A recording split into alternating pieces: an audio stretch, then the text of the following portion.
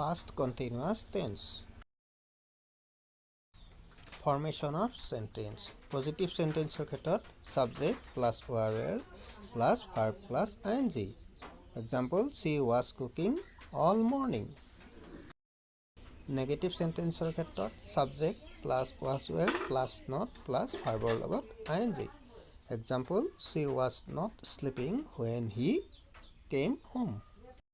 Interrogative sentence ক্ষেত্ৰত was were প্ৰথমত আহিব, তাৰপিছত subject, তাৰপিছত ভাৰ্বৰ লগত ing, তাৰপিছত object, তাৰপিছত লাষ্টত থাকিব question mark. যেনে was she sleeping when he came home?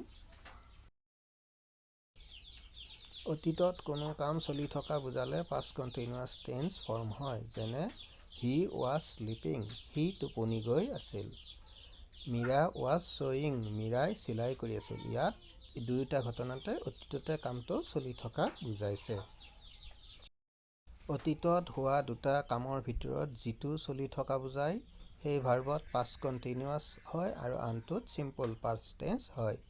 যেনে when I saw him he was reading a book, মই যেতিয়া তেওঁক দেখিছিলোঁ তেওঁ এখন কিতাপ পঢ়ি আছিল। ইয়াত মই যেতিয়া তেওঁক দেখিছিলোঁ এইটো এটা কাম আৰু তেওঁ এখন কিতাপ পঢ়ি আছিল। কিতাপ পঢ়ি আছিল এই ঘটনাটো চলি আছিল।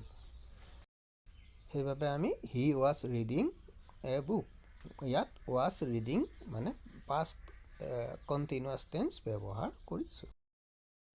অতীতত একেলগে দুটা কাম চলি থকা বুজাবলৈ দুয়োটা ঘটনাতে past continuous tense ব্যৱহাৰ কৰা হয়।